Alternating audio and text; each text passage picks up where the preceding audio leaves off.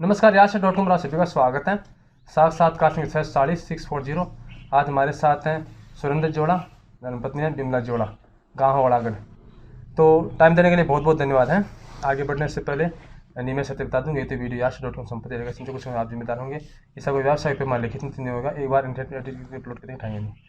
तो शुरुआत करते हैं आपके मुँह से, क्योंकि दादाजी का सुना है ना, लेकिन फिर भी अपने हिसाब से तो परिवार के बारे में, जैसे माता पिता का नाम बोलो। आपके? जवाहर सिंह जी ओड़ा, और माता का नाम संत कौर देवी। ठीक। और दादा दादी जी का? मेरे दादाजी का नाम ईश्वरराम ओड़ा और दादी जी का नाम दानी देवी। ठीक। और आपके मम्मी पापा का नाम?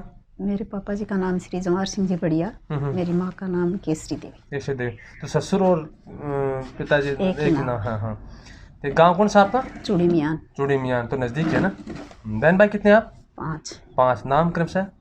बड़ी बिमला, उससे छोटा मुनेश, फिर बावरी देवी, ललिता अच्छा और राम प्रसाद, ठीक है। डॉक्टर राम प्रसाद।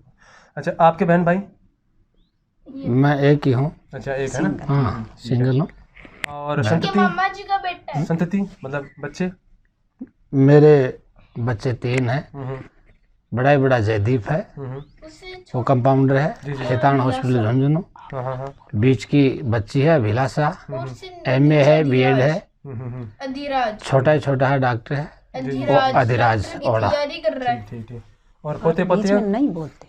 पोता एक है जिसका नाम पार्थ है, जी। वो 4th क्लास में पढ़ता है। पोती नहीं है। ठीक है। नन्ना पापा जी तो आपका ननिहाल कौन सी जगह है? मेरा ननिहाल ग्राम अठवास था, अठवास। फतेहपुर में। अच्छा, फिलहाल वो मुकनगढ़ रह रही। मेरा भी ननिहाल अठवास ही। हाँ। तो नाना जी का नाम याद है? हाँ, मेरे नाना जी का नाम श्री गोपाल राम जी बांगड़वा, हाँ। मेरी नानी जी का नाम खीवणी देवी था। खीवणी देवी। आपका ननिहाल? तारपुरा। नाना जी का नाम याद है? हाँ, बताएं। नाना जी का नाम रामू जी भिंसर और नानी जी का नाम मोरी देवी। आपकी सेक्स नहीं हुआ था? पढ़ाई लिखाई? मैं बताऊं? हाँ। मैं MA हूँ जी। BEd जी। टीचर हूँ। वर्तमान में सीनियर सेकेंडरी स्कूल बीदसर में कार्यरत हूँ। जी। और आपकी? मेरी योग्यता 12वीं है, फिलहाल ANM की पोस्ट पर हूँ। जी। तो नियुक्ति कहाँ? 31 साल की मेरी सर्विस हो गई। 31? हाँ, और ग्राम खेड़ीराड़ान में सेवारत। और आपकी जो है वो नियुक्ति कहाँ हुई? प्रथम नियुक्ति मेरी निम्बोल राजकीय उच्च प्राथमिक विद्यालय निम्बोल जिला पाली हुई। मैं 4.5 महीने वहाँ रहा। इसके पश्चात यहीं जम गए? हाँ, यहीं अपने लक्ष्मण ब्लॉक में आ गया। वो भी ज़्यादा मैंने टाइम खेड़ी, मिर्जवास और ये बीदसर यहीं नहीं। तो कौन सा विषय पढ़ाते हैं आप? मैं अंग्रेजी पढ़ाता था। अंग्रेजी। थोड़ा सा अपने गांव के बारे में बताएं कि अभी क्या माहौल है गांव का वर्तमान में। बाकी तो दादाजी ने बता ही दिया। हाँ, गांव का बहुत ही अच्छा है। लोग बाग सरकारी सेवा में भी हैं, अपना निजी धंधा भी करते हैं। जी। और सभी खेती बाड़ी का काम भी करते हैं। थोड़ी बहुत सभी के है जमीन, कृषि आधारित। तो कोई खेती में गांव में जैसे कोई अलग तरह के सब्जियां लगाना, कोई फल लगाना, कोई ऐसे पेड़ पौधे? नहीं, ऐसी सब्जी वगैरह ऐसी फसल नहीं। यही जो गेहूं है, सरसों है, चना है, यही मोटे तौर पे। प्याज है, प्याज खूब करते हैं। तो आपने अध्ययन में ही हाथ आजमाया कि पहले कहीं और भी तैयारी की? मास्टर ये लिया गया कि और भी करे हो पहले? नहीं, कुछ भी नहीं किया। कॉलेज लाइफ से पढ़ते ही फॉर्म भर दिया। और हमारे टाइम में मेरी नियुक्ति 86 में हो गई थी। 86-87 में। उसमें थोड़ा सा आसान था? बहुत आसान था। मैंने दूसरी बार ज्वाइन किया है। एक बार मैं 1.5 साल रहा, गवर्नमेंट में चला गया, छोड़ दी, पुनः आवेदन किया, दोबारा मेरा नंबर आ गया। परसेंटेज बहुत अच्छी थी मेरी, गेम्स में था मैं। जी। इस कारण से। तो आपकी ड्यूटी खेड़ी है ना? मेरी ड्यूटी खेड़ी है। तो एक चीज़ देखिए, मैंने हालांकि सबके ऊपर आरोप नहीं लगा रहा हूँ कि नर्सेज आती हैं, लेकिन कई जगह देखा कि स्वास्थ्य केंद्र बंद से रहते हैं, वो बुन्नी बांधती रहती हैं, बच्चे साथ ले आते हैं, मतलब काम का थोड़ा सा लापरवाही सी रहती है कि देखने में मिलता है। देखो, सभी मानव धंधे में एक जैसे कोई भी नहीं होता, चाहे वो लेडीज हो चाहे जेंट्स हो।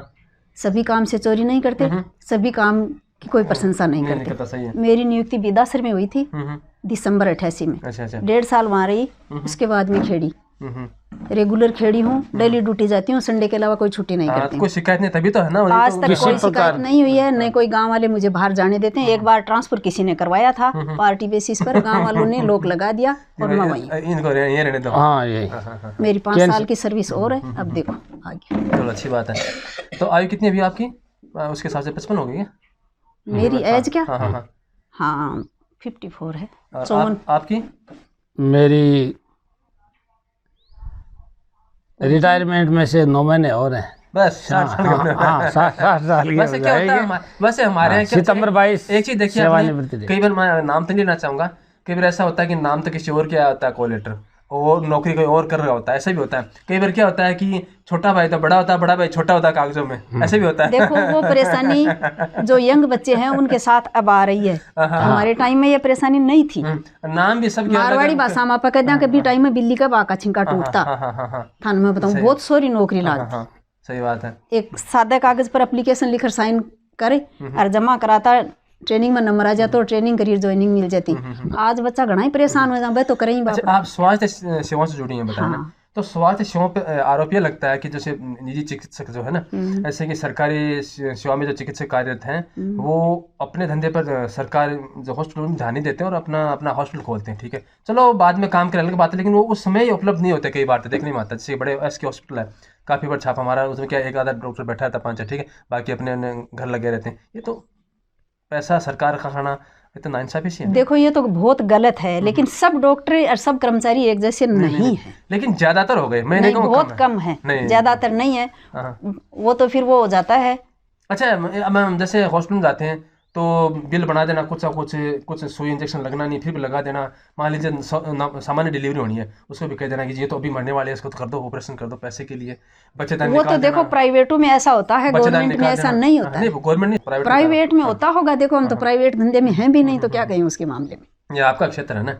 अच्छा, आप जो अध्यापन से जुड़े हैं तो उसमें क्या होता है कि अध्यापन में क्या अध्यापक और शिष्य के उसके मध्य क्या होता है, थोड़ा सा एक गरिमा में रिश्ता होता है। ठीक है, लेकिन जैसे जो कॉलेज की तरफ बढ़ते हैं तो देखते हैं वहाँ थोड़ी राजनीति ज़्यादा हावी होती है। ठीक है, वहाँ वो बात नहीं, वही विद्यार्थी जो स्कूल में शर्मिला सा रहता है, कॉलेज में जाके वो थोड़ा सा दूसरे हिसाब से शेर सा हो जाता है। ठीक है, पढ़ने लिखने में कम ध्यान देता है, उसके बाद में राजनीति में ज़्यादा आता है। राजनीति आए लेकिन अध्ययन के मतलब कि उसकी कीमत पर ना आए, है ना।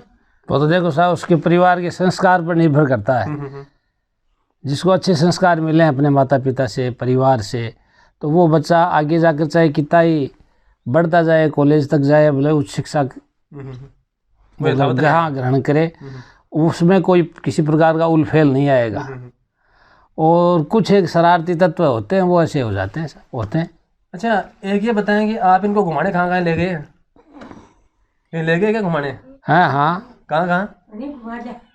हाँ, जैसलमेर देखा, जोधपुर, हाँ जोधपुर, नेपाल, हाँ नेपाल, काठमांडू, दिल्ली खूब बार गई हूँ मेरे बच्चों के पास। दिल्ली, हाँ बच्चे वहाँ पढ़ते थे, काफी बार गई हैं। अच्छा, आपने आपके ससुर अध्यापक रहे हैं, ठीक है, पतिदेव अध्यापक हैं, आप जो सरकारी नौकरी में हैं। अभी भी कई कुछ जैसे कि हालांकि शिक्षा प्रति जागरूकता तो है, लेकिन कई बार देखते हैं यार नहीं केकर से पढ़ केकर से नौकरी आत को नहीं, ये थोड़ी मानसिकता है। मतलब नौकरी सब कुछ थोड़ी है। नहीं, नौकरी सब कुछ नहीं है, ये गलत है। शिक्षा बच्चों के लिए शिक्षा जरूरी है। अगर माने 2-4 साल उसको और मिलते हैं, थोड़ा शरीर भी मजबूत बनता है, मस्तिष्क का विकास होता है, ठीक है, सोचने समझने की क्रियात्मक क्षमता जो वो ज्यादा बढ़ती है ना। शिक्षा सबसे ज्यादा जरूरी है। अच्छा, एक है नाम खेल पे जो प्रतिबंध लगाते हैं बच्चों के, वो गलत है। शारीरिक सर्वांगीण विकास के लिए खेल जरूरी है ना, बिल्कुल जरूरी है, बराबर जरूरी। हाँ। अच्छा, ये सरकारी स्कूल जो हैं, विद्यालय जो हैं, इनके जो है अभी तो हालांकि नामांकन है, आप वो ऑनलाइन हाजिरी लगानी है, और जो है निरीक्षण भी जो है वो मतलब कि कंटिन्यू करते हैं, फिर भी देखते हैं तो पिछड़े में हैं बनिस्बत निजी विद्यालयों की। तो इसमें लापरवाही कहीं ना कहीं अध्यापकों की मान जाएगी कि सरकारी स्तर पर है कि उसमें जो नहीं? देखो साहब, सरकारी स्तर पर भी नहीं है, शिक्षकों पर भी नहीं है। मैं मेरे विचार से कह रहा हूँ, ये ज़्यादा अभिभावकों पर निर्भर करता है।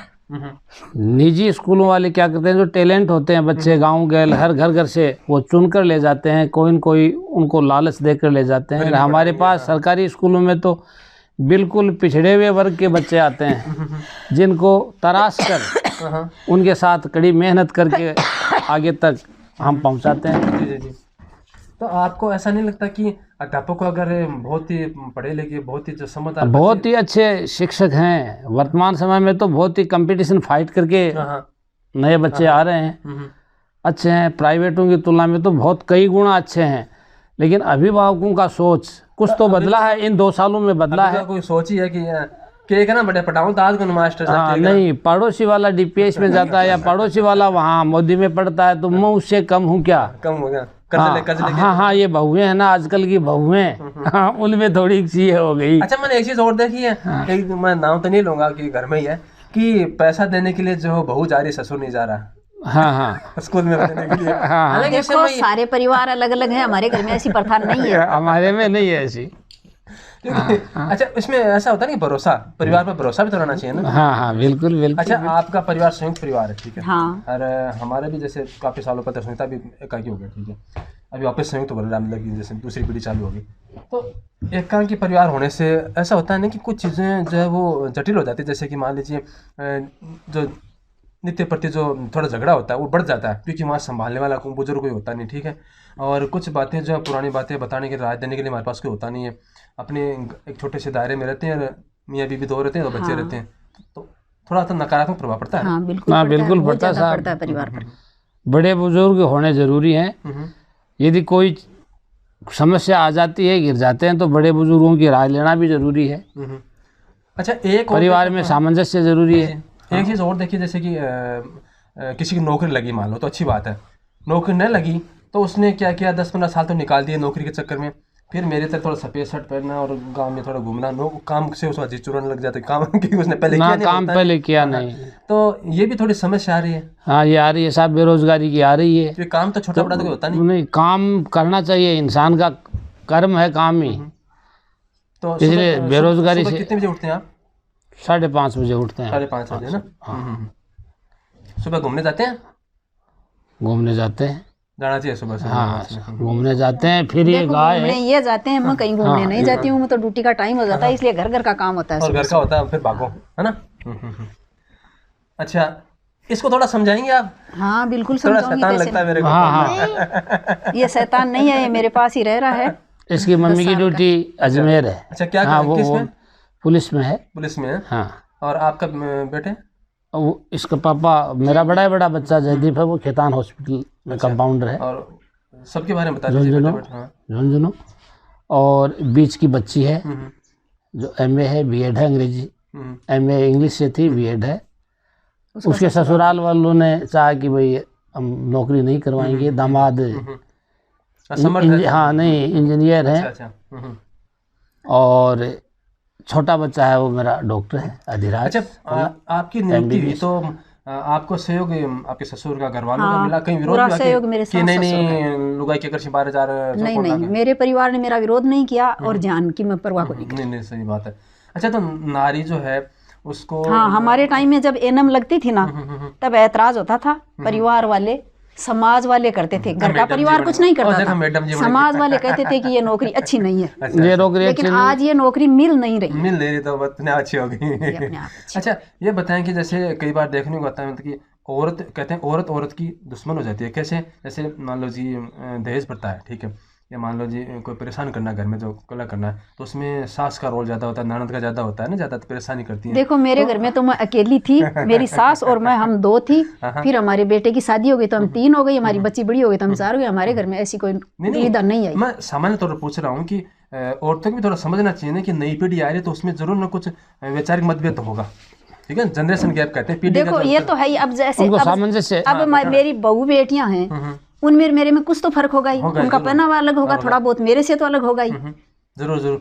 और आपसे पहले दादी जी का थोड़ा अलग था, मोटे मोटे गाना, ठीक है ना, कुछ अलग था, सामने बोलना ही नहीं। फिर उसके बाद में थोड़ा आप में परिवर्तन आया। और जो इसमें एक चक्कर है आप में और पिछली वाली पीढ़ी में, जो थोड़ा सा ज्यादा फर्क नहीं था, समांतर। अब ज्यादा नहीं था, अब ज्यादा फटाफट आ गया, अब ज्यादा।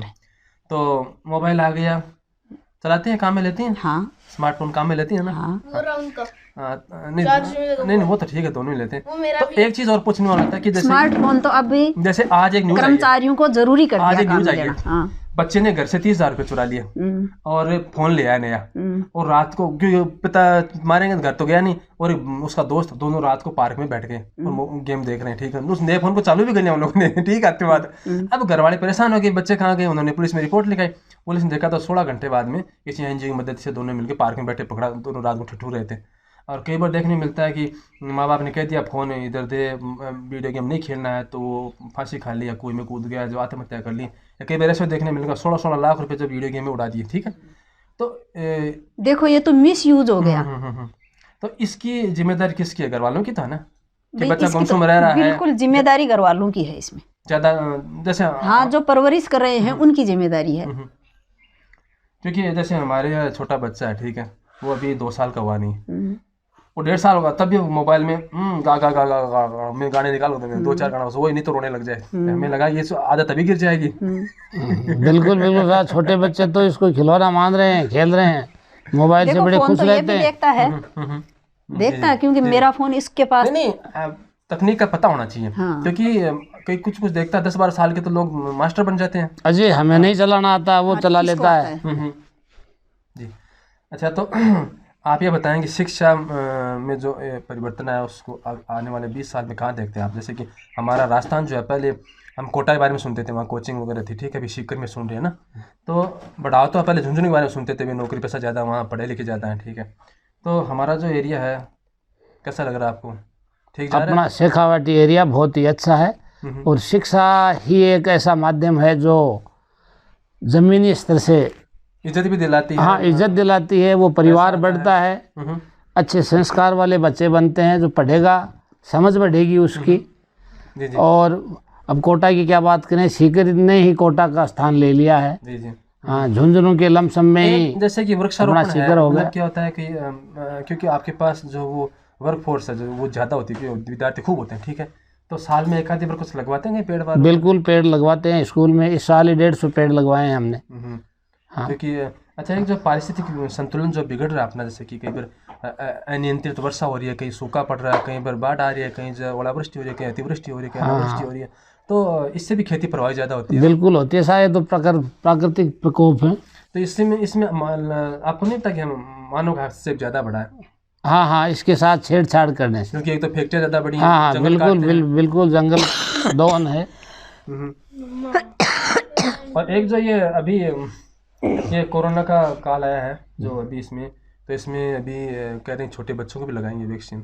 हाँ 15 से 18 के आयु के चालू करेंगे। विद्यालय के प्रोत्साहित करेंगे? हाँ बिल्कुल करेंगे साहब, ये डोज ज़रूरी भी है। हमारे हाँ जो रिस्क फैक्टर कम होता है थोड़ा, है ना? हाँ।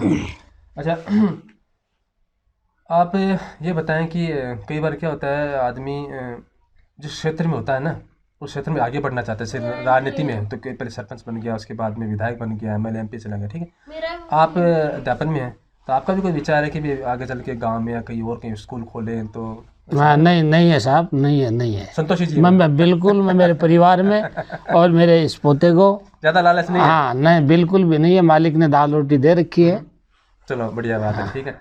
तो आपने समय दिया इसके लिए बहुत बहुत धन्यवाद। क्यों, और आगे भी अगर समय मिला साथ साथ का लेते हैं, क्यों? बिल्कुल जरूर आपका स्वागत है जय राम तहे दिल से। जय राम जी।